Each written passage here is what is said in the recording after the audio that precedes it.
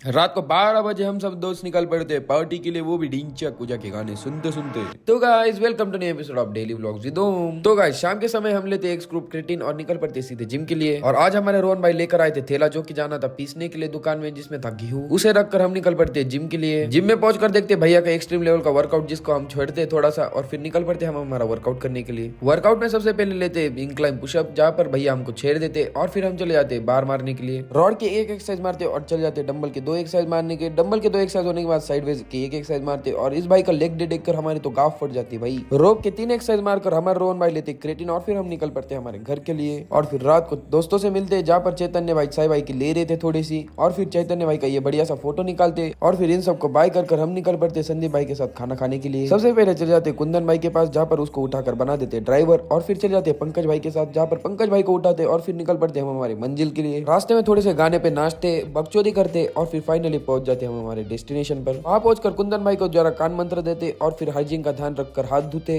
और फिर फाइनली बैठ जाते टेबल पर खाना खाने के लिए। ऐड कर देते संदीप भाई के हाथ में कार्ड और बोलते कुछ ऑर्डर कर ले, पर संदीप भाई को तो कुछ अलग ही करना था, नामकरण कर रहा था साला सब्जियों का। थरथराहट है यहाँ पे, थरथरा सेंसेशन मतलब थरथराहट छनछनाहट मन बना।